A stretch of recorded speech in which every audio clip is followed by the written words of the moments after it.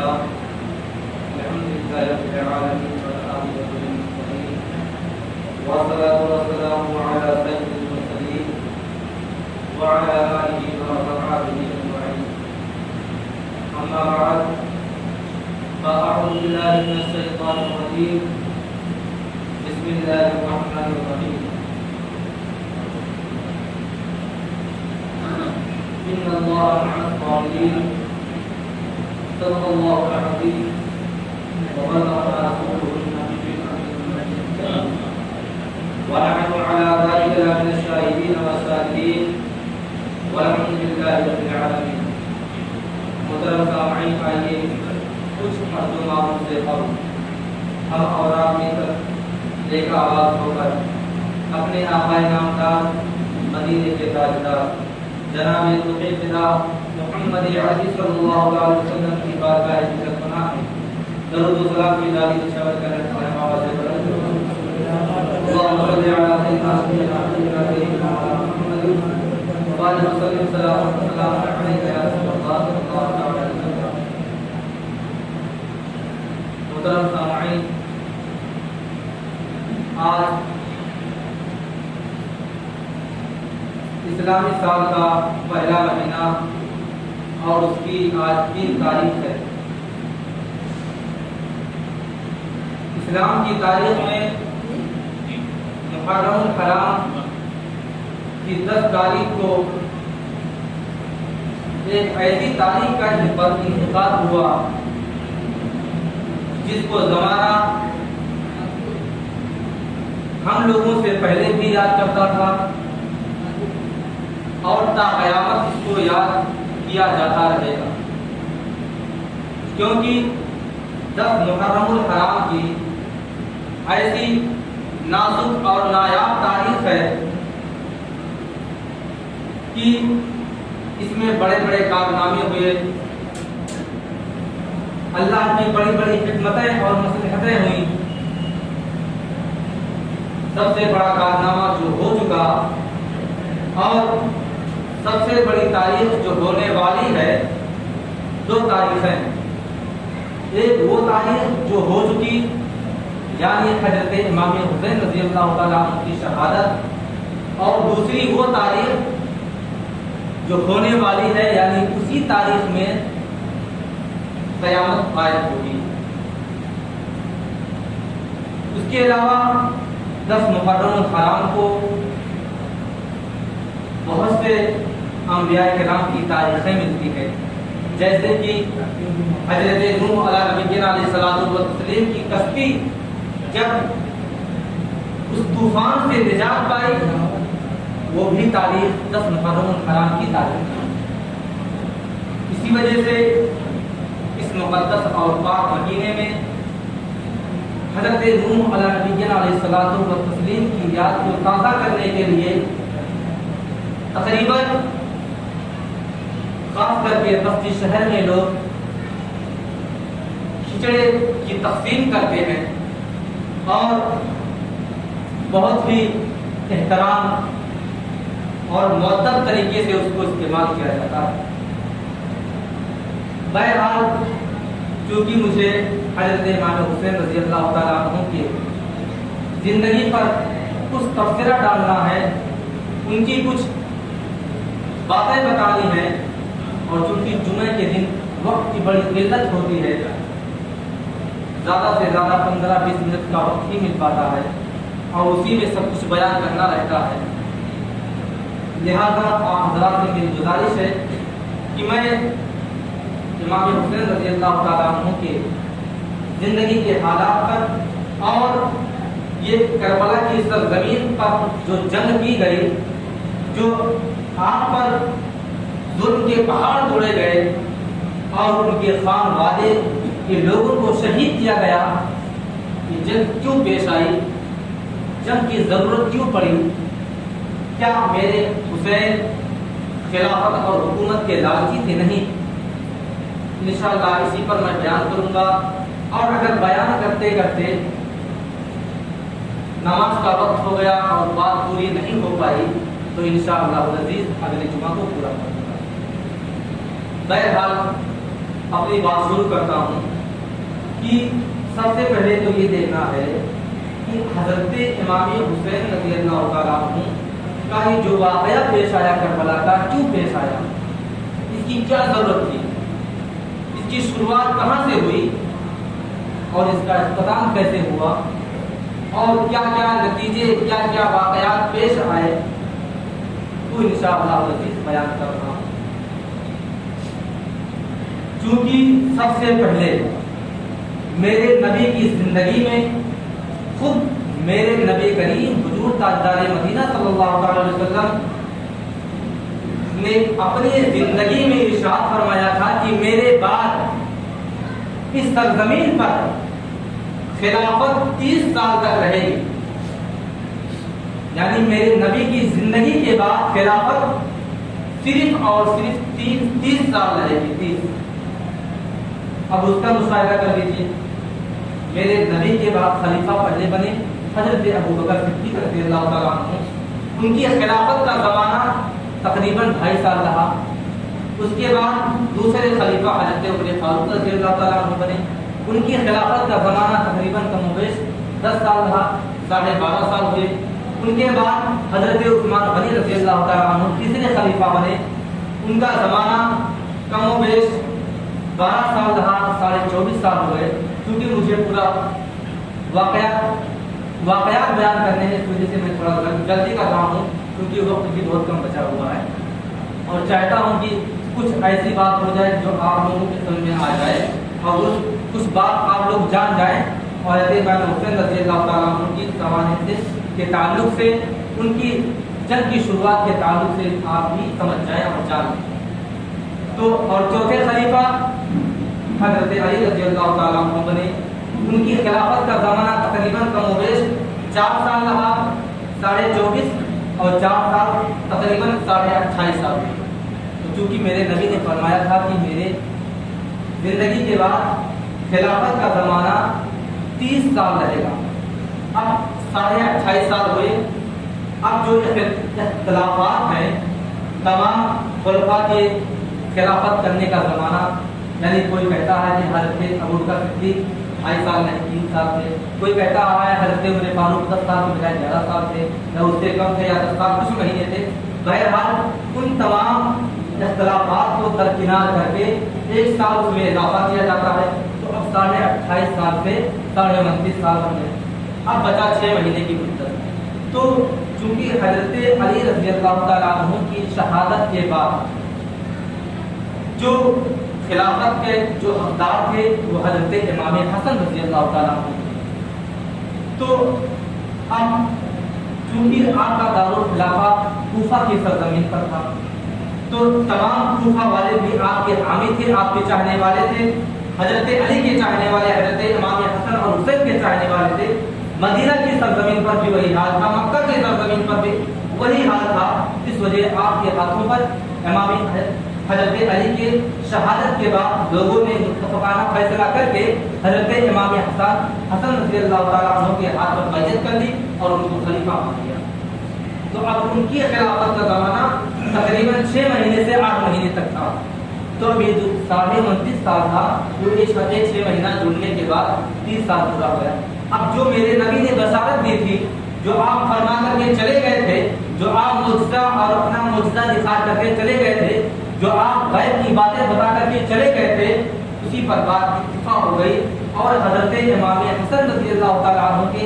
6 مہینے خلافت کرنے کے بعد 30 سال پورا ہو گیا اور وہیں تک کے زمانے کو خلافت مانا جاتا ہے اور اسی کو خلافت راشدہ بھی کہا جاتا ہے۔ اب چونکہ اب خلافت کا مارا ماری شروع اس کے بعد کا وقت گزرنے لگا۔ اب چونکہ حضرت امام حسن رضی اللہ تعالیٰ عنہ خلیفہ تھے، آپ مدینے کی سرزمین پر تشریف فرما تھے اور کوفہ کی سرزمین پر دارالخلافہ تھا، آپ وہاں بھی اکثر موجود رہا کرتے تھے۔ اور حضرت امیر معاویہ چونکہ وہ ملک شام کے دور میں آپ کی گورنری کا وقت اور زمانہ تقریباً 20 سال گزر چکا تھا، کیونکہ حضرت عمر فاروق رضی اللہ تعالیٰ عنہ کے دور میں بھی آپ آپ گورنر تھے ملک شام کے. حضرت عثمان غنی کا جب دور خلافت آیا تب بھی آپ ملک شام کے گورنر تھے, اور جب حضرت علی کا زمانہ آیا تب بھی آپ ملک شام کے گورنر تھے, اور آپ کے گورنری کا زمانہ تقریباً 20 سال گزر چکا تھا. اس وجہ سے ملک شام والے آپ کے بہت زیادہ حامی اور چاہنے والے تھے, یعنی حضرت امیر معاویہ رضی اللہ تعالیٰ عنہ کے چاہنے والے تھے. اس وجہ سے جب حضرت علی کی شہادت ہو گئی تو لوگوں نے, ان کے چاہنے والوں نے, ان کے حامیوں نے, ملک شام والوں نے حضرت امیر معاویہ رضی اللہ تعالیٰ عنہ کو خلیفہ مان لیا اور ان کے ہاتھ پر بیعت کر دی. تو اب حضرت امام حسن رضی اللہ تعالیٰ عنہ کی سوچ یہ تھی کہ ایک میاں میں دو تلوار کیسے ہو سکتی ہے, یعنی ادھر کوفہ کی سرزمین پر خلیفہ کے نام سے حضرت امام حسن رضی اللہ تعالیٰ عنہ تھے, اور ادھر ملک شام کی سرزمین پر امیر معاویہ خلیفہ تھے. تو چونکہ حضرت امام حسن رضی اللہ تعالیٰ عنہ یہ نہیں چاہتے تھے کہ مسلمانوں میں آپس میں کوئی جنگ ہو, کوئی اختلاف ہو, کوئی مارکا پیش آئے, چونکہ آپ نہیں چاہتے تھے. اس وجہ سے حضرت امام حسن رضی اللہ تعالیٰ عنہ نے خلافت سے دستبرداری اختیار کر لی, اور خود ملک شام یعنی دمشق کی سرزمین پر حضرت امام حسن رضی اللہ تعالیٰ عنہ خود گئے اور لوگوں میں اعلان کیا کہ اے لوگوں, میں اپنی خلافت مکمل طور سے حضرت امیر معاویہ کے سپرد کرتا ہوں, اور میں خلافت سے دستبرداری اختیار کرتا ہوں, اور چونکہ اب انہیں کو خلیفہ مان لیا جائے. چونکہ حضرت امیر معاویہ رضی اللہ تعالیٰ عنہ بہت ہی پائے کے صحابی تھے, اور آپ کاتب قرآن بھی تھے. قرآن جب نازل ہوتا تھا اس کی کتابت بھی آپ ہی کیا کرتے تھے. تو حضرت امام حسن رضی اللہ تعالیٰ عنہ یہ نہیں چاہتے تھے کہ ایک میان میں دو تلوار ہیں, یعنی میں کوفہ میں خلافت کروں اور وہاں پہ خلافت کروں, میں کچھ اور حکم نافذ کروں تو کچھ اور حکم نافذ کریں, اور دونوں لوگوں کے درمیان مسلمانوں میں آپس میں اتفاق اور جھگڑا چالو ہو جائے. اب چونکہ ان کی خلافت کا زمانہ یعنی حضرت امیر معاویہ رضی اللہ تعالیٰ عنہ کی خلافت کا زمانہ تقریباً 20 سال رہا, اور آپ 60 ہجری میں آپ کا انتقال ہو جاتا ہے, آپ کا وصال ہو جاتا ہے. اب آپ کے وصال کے بعد آپ کا جو لڑکا تھا جس کو یزید پلید کہا جاتا ہے, اس نے خلافت کا دعویٰ کر دیا اور اعلان کر دیا کہ میں خلیفہ ہوں گا. چونکہ آپ کے والد گرامی, چونکہ یزید کے والد گرامی حضرت امیر معاویہ رضی اللہ تعالیٰ عنہ کی حکومت تقریباً 40 سال رہ چکی تھی. 20 سال تو آپ گورنر تھے, اور 20 سال کا زمانہ آپ کا خلافت کرتے ہوئے گزرا تھا. اس وجہ سے مدینے, مکے اور مصر اور دمشق اور ملک شام اور کوفہ کو چھوڑ کر کے تقریباً ہر جگہ امیر معاویہ کے چاہنے والے پیدا ہو گئے تھے. تو اب چونکہ اس میں لوگ اچھے لوگ بھی تھے اور برے لوگ بھی تھے. اب جب حضرت امیر معاویہ کا انتقال ہو جاتا ہے اور ان کا لڑکا یزید پلید خلافت کا دعوے دار ہو جاتا ہے, اور اعلان کر دیتا ہے کہ آج سے میں خلافت کی گدی نشین ہوں, آج سے میں خلافت کی کرسی پر بیٹھوں گا. تو چونکہ اس نے ہر گورنر کو لیٹر بھیج دیا, قاصد بھیج دیا, یعنی مصر کا جو گورنر تھا ان کے پاس بھی, خلیفہ کا جو گورنر تھا ان کے پاس بھی, کہ میں خلیفہ ہوں اور میرے بیعت ہر جگہ سے دے لی جائے. سب سے پہلے اس نے مدینے پر اس کی نظر تھی, کیونکہ مدینے کی سرزمین پر رہنے والے حضرت امام حسین رضی اللہ تعالیٰ عنہ جیسے مقدس اور پاک اور نواز رسول رہا کرتے تھے. چونکہ یزید نے سب سے پہلے مدینے کی سرزمین پر لیٹر بھیجا, اور اس وقت مدینے کا جو گورنر تھا ولید بن عقبہ تھا, اور اس کے پاس لیٹر یزید پلید نے بھیجا اور کہا کہ سب سے پہلے حضرت امام حسین رضی اللہ تعالیٰ عنہ سے میری بیعت لے لی جائے. لیکن حضرت امام حسین وہ حسین تھے جنہوں نے بچپن میں اپنے نانا سے وعدہ کر چکے تھے, جنہوں نے بچپنے میں اپنے نانا سے وعدہ کر دیا تھا کہ اے نانا جان, سر اگر دینا پڑا اپنا امام حسین کو تو سر دے دے گا, لیکن آپ کے اسلام کو پامال نہیں ہونے دے گا. چونکہ حضرت امام حسین رضی اللہ تعالیٰ عنہ کے پاس ولید بن عقبہ پیغام بھیجتا ہے جو مدینے کی سرزمین کا گورنر تھا، پیغام بھیجتا ہے، امام حسین کو طلب کرتا ہے، گورنر ہاؤس میں بلاتا ہے اور کہتا ہے اے حسین، آپ کے لیے اور آپ کے خاندان والوں کے لیے اسی میں بھلائی ہے کہ آپ یزید کے ہاتھوں پر بیعت کر لیں، ورنہ آپ کے لیے اچھا نہیں ہوگا۔ ولید بن عقبہ جب اتنا کہتا ہے اور چونکہ مدینے کی سرزمین پر ہر شخص رہنے والا حضرت امام حسین کا عزت اور احترام کرتا تھا، نواز رسول ہونے کے ناطے ہر شخص آپ کو عزت اور اچھی اور بہترین نگاہوں سے دیکھتا تھا، لیکن ولید بن عقبہ کے جب گورنر ہاؤس میں آپ پہنچتے ہیں، ولید بن عقبہ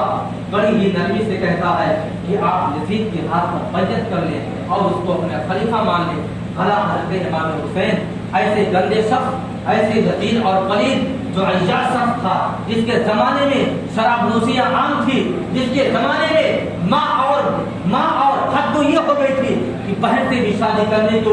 لوگ گریز نہیں کرتے تھے اور گناہ نہیں سمجھتے تھے اور اپنی بہن اور ماں تک سے نکاح کر لیا کرتے تھے، ایسے شخص کے ہاتھ پر بھلا امام حسین رضی اللہ تعالیٰ عنہ کیسے بیعت کر سکتے تھے؟ بہرحال حضرت امام حسین رضی اللہ تعالیٰ عنہ ولید بن عقبہ کے گورنر ہاؤس میں جاتے ہیں۔ ولید بن عقبہ کہتا ہے کہ آپ بیعت یزید کے ہاتھ پر کر لیں کیونکہ میرے اوپر پریشر ڈالا جا رہا ہے۔ اس وقت گورنر ہاؤس میں ایک شخص مروان بن حکم بھی موجود تھا، اور جب امام حسین رضی اللہ تعالیٰ عنہ نے ولید بن عقبہ سے کہا کہ آپ مجھے چوری سے بلا کر کے بیعت کے لیے کیوں آپ مجھے حکم دے رہے ہیں؟ چوری سے بلا کر کے، اگر آپ کو لیٹر آیا ہے یزید نے کہا ہے تو آپ اپنے گورنر ہاؤس سے باہر نکلیے، مدینے کی سرزمین پر ابھی بہت معزز صحابہ کرام کی زندگیاں موجود ہیں، آپ تمام لوگوں کے درمیان کھلے عام کیوں نہیں اعلان کرتے کہ یزید کے ہاتھ پر بیعت کر لی جائے؟ کیونکہ ولید بن عقبہ جانتا تھا کہ اگر میں نے کھلے عام اعلان کر دیا تو کل فساد پیدا ہو جائے گا، بغاوت پیدا ہو جائے گی، خون ریزی مدینے کی سرزمین پر عام ہو جائے گا اور میری گورنری بھی چلی جائے گی اور یزید کے موت کا سامان بھی اکٹھا ہو جائے گا، اس کے لوگ اس کی جان کے لالے پڑ جائیں گے، اس کی جان کو لینے پر لوگ مجبور ہو جائیں گے۔ اس وجہ سے ولید بن عقبہ کو کہا گیا تھا کہ امام حسین کو آپ تنہا اپنے گورنر ہاؤس میں بلا کر کے ان کو مجبور کریں اور زبردستی کہیں کہ آپ یزید کے ہاتھ پر بیعت کر لیں، کیونکہ یہ یزید کا فرمان تھا۔ تو جب امام حسین رضی اللہ تعالیٰ عنہ سے کہا گیا،